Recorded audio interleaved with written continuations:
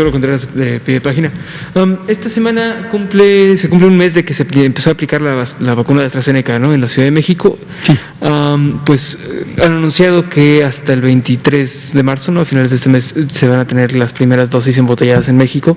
Entonces, a ver si las personas que fueron vacunadas van a tener que esperar 2 meses para que se les vuelva a vacunar, ¿no? Y si eso está bien dentro del plazo admitido para la vacuna. Y nos ha preguntado mucha gente por redes sociales si hay alguna manera de hacerse una prueba para saber si son afines a tener algún tipo de reacción a la vacuna. Correcto. Hay mucha gente que tiene mucho miedo y dicen, bueno, ¿qué tal que hay alguna manera de saber? Nada más. Gracias, Arturo Contreras de Pie de Página.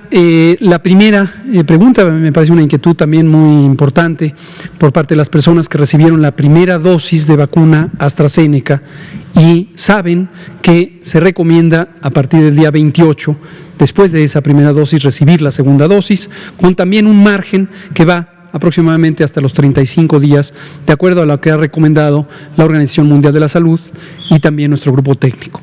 La respuesta, espero tranquilizadora, es no tienen que esperar desde luego 2 meses, porque si bien es cierto que las vacunas AstraZeneca envasadas en México se espera que estén listas para liberarse a finales del mes o casi durante el mes de abril, la compra que se hizo por parte de Birmex consiste en las 870,000 dosis que fueron utilizadas y otro abastecimiento de 1.2 millones de dosis que estarán próximas ya a llegar.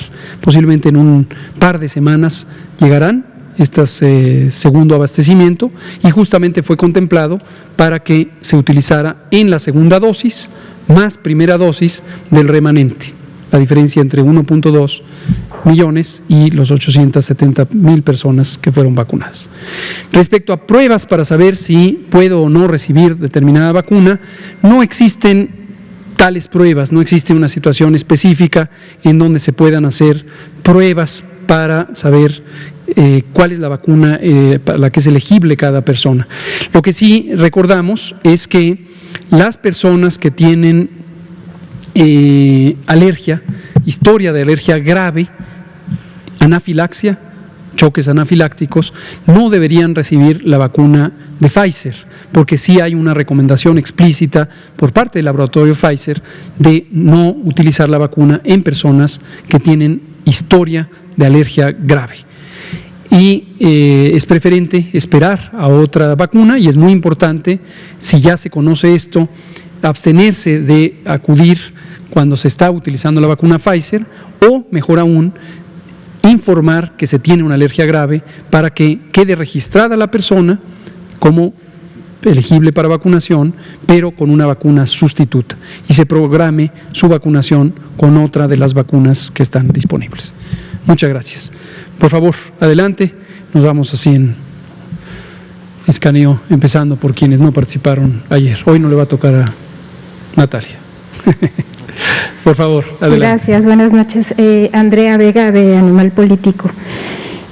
Son dudas sobre la vacunación a personal médico. Estábamos revisando la editorial del número de marzo-abril de la revista Salud Pública y veíamos que ahí el Grupo Técnico Asesor de Vacunación refrenda que recomendó vacunar primero al personal de salud y después avanzar con la población de acuerdo con el riesgo de muerte. La pregunta es, ¿por qué no se terminó primero de vacunar al personal de salud? Esa es la primera y tengo otras dos. Con mucho gusto, Andrea. Esto lo hemos comentado también varias veces, tanto ahorita en la tarde como en la conferencia de los martes en el Pulso de la Salud. Y yo explícitamente me he referido, para tranquilidad de todos nuestros colegas del Grupo Técnico Asesor en Vacunación, que preside la doctora Celia Alpuche, he dejado muy en claro que el propósito del Grupo Técnico Asesor no es hacer la política de vacunación. No son ellas y ellos quienes hacen la política de vacunación, pero sin duda para nosotros es importantísimo, es crucial las recomendaciones que nos da este grupo técnico asesor. Este grupo está conformado por personas mexicanas y algunos extranjeros que tienen un altísimo nivel de experiencia, de conocimiento, de juicio, de visión.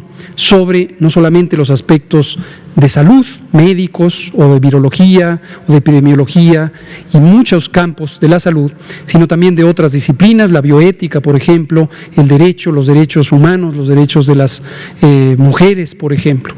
El grupo fue seleccionado por invitación de nosotros, del gobierno, precisamente porque reconocemos esta enorme capacidad de ellas y de ellos. Entonces, algunos medios, me parece que el suyo, Animal Político también, y el suyo, Natalia, Reforma, y el Universal y varios otros, empezaron a sembrar esta idea de que el gobierno desoía al grupo técnico asesor. Pues esto evidentemente está fuera de lugar, porque si no, no hubiéramos conformado un grupo técnico asesor. Quizá la pieza que no han ustedes incorporado es que una cosa es un grupo técnico asesor y otra es quién hace la política. Esto es análogo al grupo de asesoría estratégica que tiene la OMS, donde participa como presidente del grupo precisamente uno de los miembros muy destacado de nuestro grupo técnico asesor, el doctor Alejandro Cravioto Quintana. Pero no es el papel del grupo de asesoramiento estratégico tomar las decisiones que toma la OMS. Lo que hace es asesorar. Esta quizá es la palabra clave que les ha faltado visualizar. Ahora, respecto a las recomendaciones que nos hizo el grupo, efectivamente siguen vigentes y son muy importantes, y fue cubrir al personal de salud, y hemos definido al personal de salud de primera línea y de segunda línea. Ayer mismo lo explicábamos por enésima vez, y esta calificación o nomenclatura, dejamos muy en claro, no tiene nada que ver con niveles de preferencia, tiene que ver con cercanía con la experiencia de riesgo COVID. Y tenemos también otros elementos de la población de enorme importancia por cubrir, como son las personas adultas mayores. Entonces, las consideraciones finales que se toman en cuenta para definir la política incluyen, y siempre van a incluir, las recomendaciones del grupo técnico asesor, incluye la realidad de cómo, cuándo y a qué velocidad van llegando las vacunas, incluye los elementos de logística de vacunas, incluye los elementos que acabo de enfatizar una vez más de la vulnerabilidad social relacionada con la pobreza, las desigualdades socioeconómicas, la carencia de servicios, incluye la necesidad de activar diversos elementos de la vida pública que tienen que ver con derechos fundamentales, como el derecho a la educación. Varios países están en este momento también buscando utilizar a la vacuna como un elemento que represente un mecanismo crítico para activar el derecho a la educación pública. Todo esto lo hemos venido explicando, pero con mucho gusto lo volvemos a explicar siempre que haga falta. Que lo he explicado varias veces, pero quizá no ha quedado claro porque no se ha explicado muy claramente. Bueno. Y las dudas siguen ahí, no tanto de nosotros los medios, los médicos, que son los que están atendiendo al personal, pues son los que tienen la inquietud, ¿no? Todavía, digo, no se trata de atender lo que nosotros queramos. Ellos están preguntándose cuándo les toca su vacuna. No se sabe por qué no se determinó de vacunar al personal de salud. Nos dicen, por ejemplo, los médicos de hospitales privados que no les han dado fecha y nadie les da fecha. Entonces, ¿por qué no se ha terminado de vacunar a los médicos? ¿Y cuándo se les va a vacunar a los de hospitales privados? Ayer, le consta aquí a Natalia, quien lo preguntó, dedicamos un buen tiempo a eso. Lo preguntó Juan Hernández, de Grupo Cantón. Ayer dedicamos también, pero lo volvemos a explicar. Las personas trabajadoras de la salud, que no son solamente médicos y médicas, nuestros colegas médicos y médicas han sido los que han tenido quizá la mayor oportunidad de expresarse públicamente. Algunos se han vinculado en forma gremial y se han expresado incluso con pancartas o en la vía pública, etcétera, en algunas entidades federativas. Pero también hay otras 11 categorías laborales, por ejemplo los camilleros, por ejemplo las recepcionistas, por ejemplo el personal de laboratorio, por ejemplo las personas inmunoterapeutas, los técnicos de rayos X, etcétera, que participan en la esfera clínica, es decir, la práctica de atención a las personas COVID. Y de estos conjuntos de personal tenemos identificadas las unidades COVID, mayormente son públicas, casi no diría que ninguno porque ha habido varios, pero pocos. Comparativamente, si tomamos el conjunto de unidades de salud privadas y el conjunto de unidades de salud públicas, es muy claro que la proporción de establecimientos que deliberadamente atendieron COVID en el sector público es mucho más grande que en el sector privado. Ayer mencionábamos corporaciones hospitalarias que decidieron no atender COVID, punto. Decidieron en sus hospitales no se atiende COVID, por razones varias que no viene al caso ahorita comentar. Y en este momento que ya está la vacuna, lo que hemos encontrado es un conjunto muy heterogéneo en el sector privado particularmente de personas con distintos grados de cercanía a el riesgo de exposición al virus SARS-CoV-2. En varios casos se ha podido documentar que las personas están en cercanía con la unidad clínica que atiende COVID y son los elementos que han sido ya vacunados.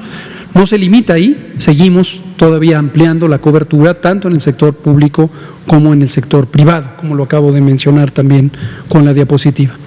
También ayer relatábamos, ya un poco fuera de la conferencia, ya nos hemos acostumbrado a la post-conferencia, de experiencias donde tuvimos que algunas, no sé si llamarles corporaciones, pero digamos grupos empresariales relacionados con la práctica de la atención, por ejemplo las farmacias vinculadas a, consultorios vinculados a establecimientos de farmacia, nos presentaron algunas listas de solicitud de vacunación y en las primeras exploraciones encontramos listas que estaban o desactualizadas o incluso infladas con personal en el que no se podía verificar que estaba atendiendo COVID. Entonces ha sido complejo en el sector privado tener listas claras, listas depuradas, listas actualizadas y desde luego esto es un reto.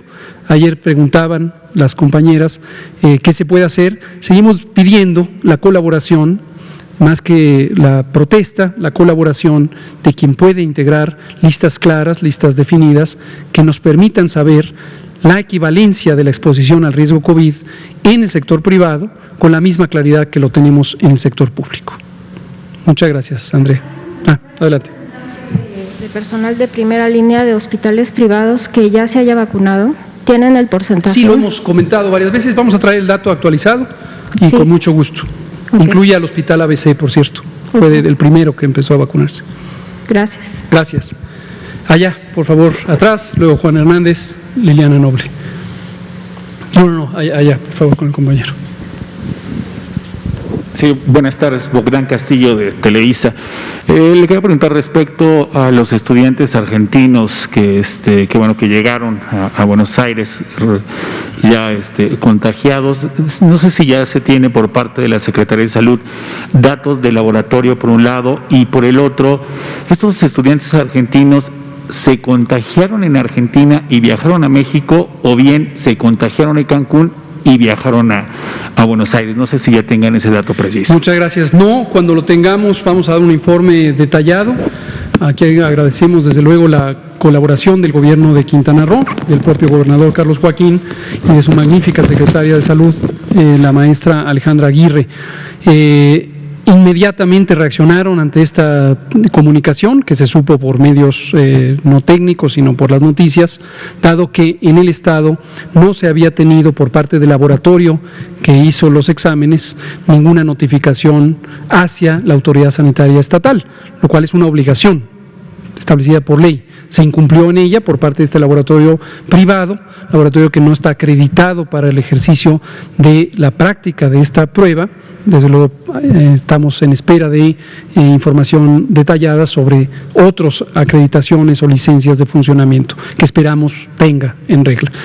Y sin embargo, a pesar de que no existía esta notificación, en cuanto el Estado tomó conocimiento de esto, empezó un operativo amplio de investigación en los hoteles. Se tiene bien identificados los hoteles en donde estuvieron alojados estos muchachos y muchachas, estas personas jóvenes, y hay un operativo de investigación como si fuera un brote existente y también de una serie de capacitaciones al personal con base en los protocolos de seguridad sanitaria en la industria turística que fueron establecidos desde hace varios meses y que por cierto Quintana Roo fue uno de los ejemplos más positivos de adopción muy temprana temprana de estos protocolos.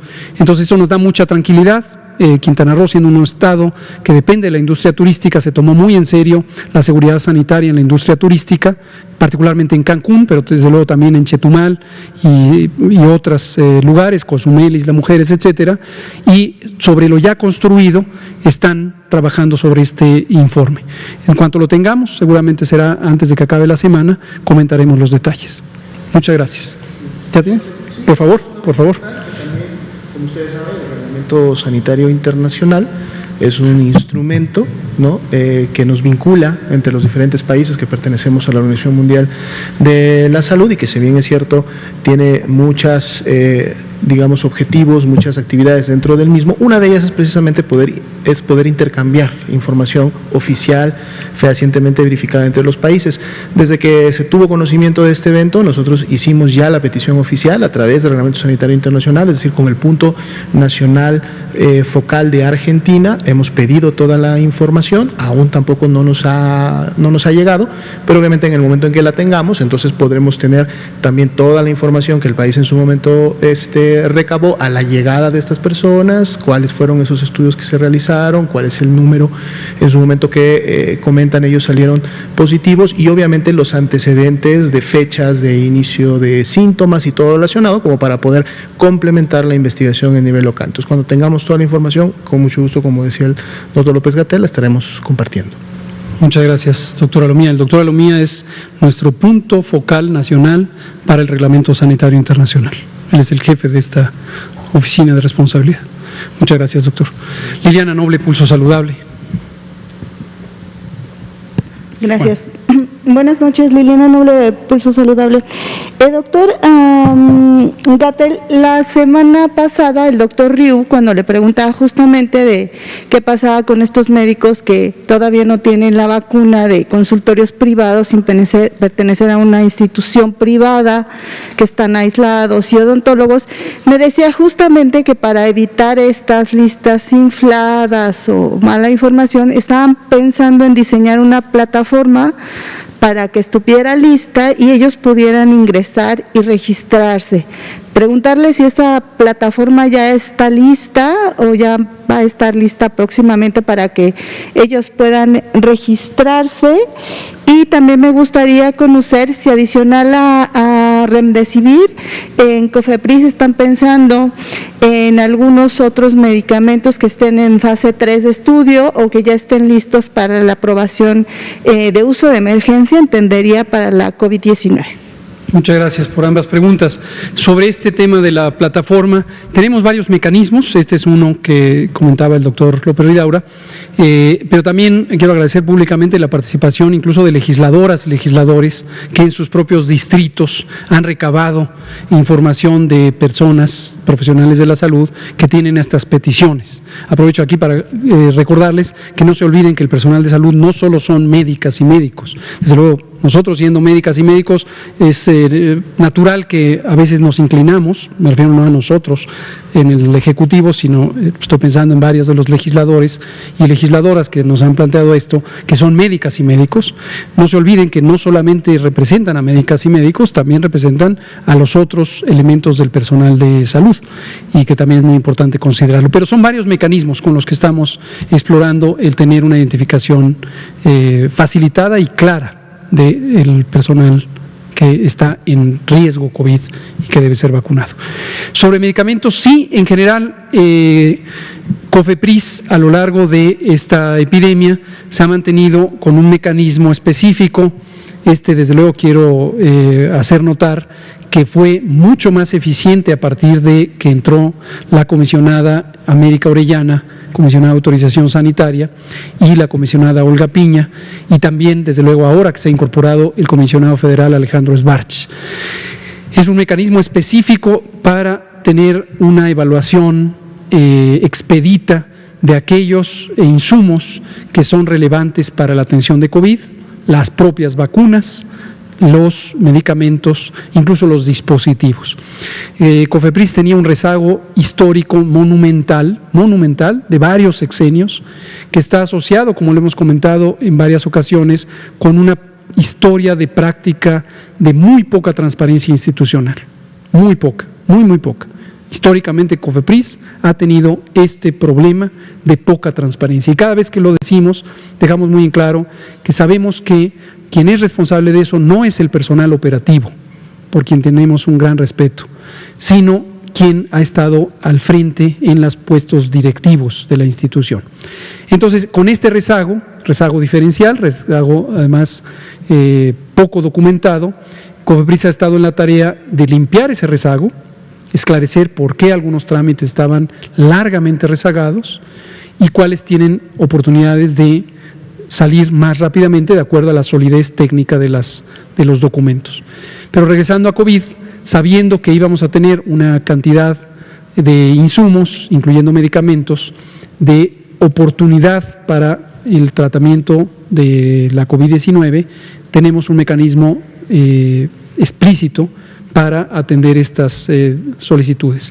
Y la más reciente de autorización fue Remdesivir, pero este medicamento también ha sido presentado en los estudios clínicos en asociación con otros medicamentos, por ejemplo un medicamento que se llama Baricitinib, que es un inhibidor muy potente de uno de los mecanismos de inflamación, y se ha visto que el uso combinado pudiera ser mejor que el uso solo.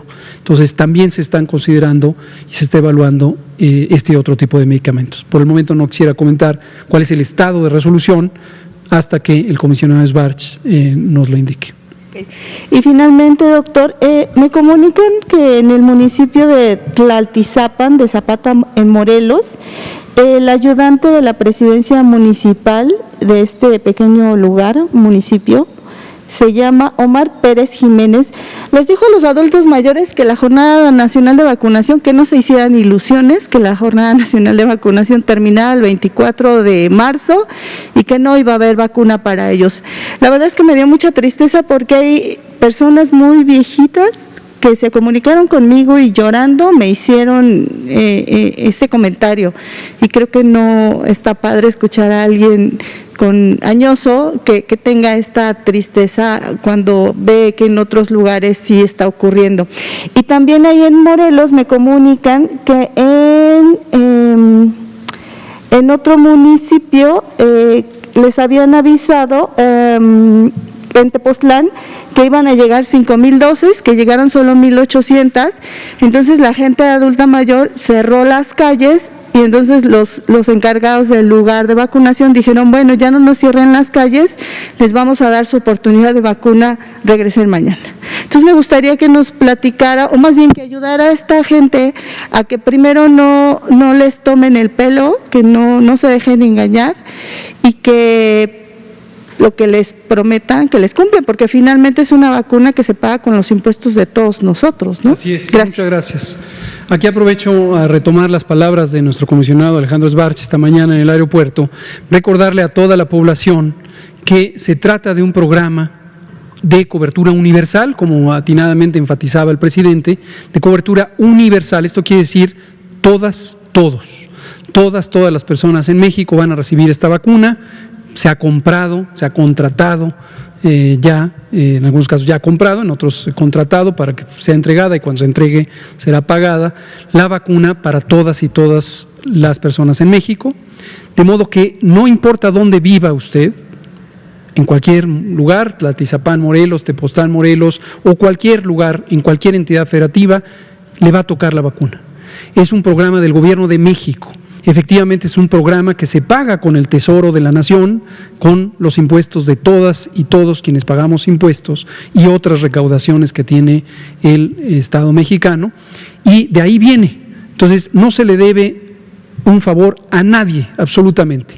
Es un derecho, es parte del derecho a la protección a la salud, que está consagrado en el artículo 4 de nuestra Constitución de manera explícita, y todas y todos van a tener esta vacuna. Entonces, tener cuidado, no dejarse engañar. Si alguien, una autoridad local o alguien representante de una comunidad en forma local le dice que se han tomado decisiones de que se suspende el programa, no es el caso. El programa solo va a terminar cuando se haya cumplido la meta, que es cubrir a todas y todas las personas con esta vacuna.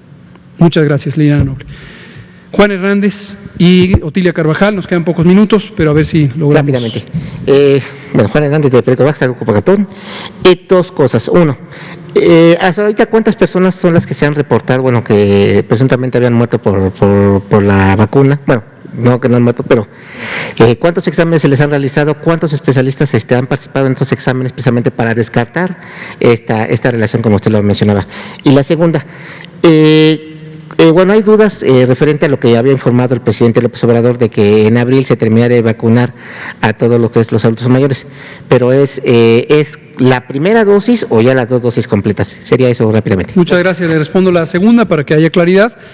Nos referimos a que al menos la primera dosis, desde luego dependerá de los calendarios, en promedio son los 21 días, en algunos casos extendemos hasta 35 días la separación entre dosis y posiblemente durante abril no cabrían las 2 dosis, pero al menos la primera dosis estimamos que la recibirían los 15 millones de personas adultas mayores cerca del final de abril. Lo otro se lo pido al doctor Alomías, si es tan amable de comentarlo. Sí, con mucho gusto. Este grupo de expertos nacional, que es el que dictamina los ESAVIS graves, obviamente está en el marco de las atribuciones y la coordinación del Centro Nacional de Salud para la Infancia y la Adolescencia, que es el que obviamente tiene todo el control de los programas de vacunación. Pero para esto tenemos como coordinador técnico del grupo a precisamente el coordinador de los Institutos Nacionales de Salud y Hospitales de Alta Especialidad, que es el doctor Gustavo Reyes Terán. Obviamente esto genera la ventaja que se puede contar en el comité con toda una serie de especialistas de las diferentes disciplinas clínicas, en donde de estos institutos nacionales de salud y hospitales de alta especialidad están participando para cada uno de los expertices que se requieren. Están participando infectólogos, están participando geriatras, están participando cardiólogos, están participando neurólogos y prácticamente en un momento o para efectos de una dictaminación y por sus necesidades podrían participar tantos especialistas o en su momento la necesidad específica que se tuviera en base a la dictaminación. Pero también, obviamente, participan, y esto es importante, los médicos, los clínicos que atendieron los casos en cada una de las entidades federativas. Ellos son los que presentan los casos en base a la revisión del expediente clínico, los que atendieron a las personas, exponen todo lo que observaron, cuáles fueron los resultados de los estudios de laboratorio, de los exámenes de imagenología, los diagnósticos que se integraron, y entonces obviamente se lleva a este ejercicio y a este consenso con todos los especialistas. Por lo tanto, es una actividad muy dinámica. El comité está sesionando rigurosamente desde que iniciaron los primeros ESAVIS graves todas las semanas, e inclusive se convocan a sesiones extraordinarias, han tenido sesiones extraordinarias cuando en un momento se requiere avanzar con estas dictaminaciones.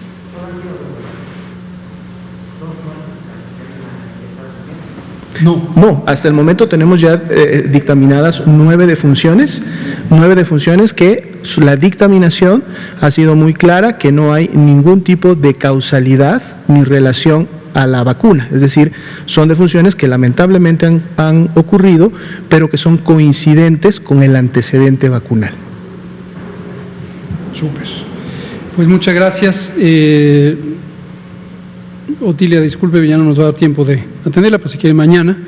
Aquí aprovecho, nuestro comisionado, el doctor Alejandro Sbarch, ya me está dando noticias sobre lo que preguntaba Liliana Noble, que efectivamente hoy sesionó el Comité de Moléculas Nuevas sobre baricitinib y dio una opinión favorable.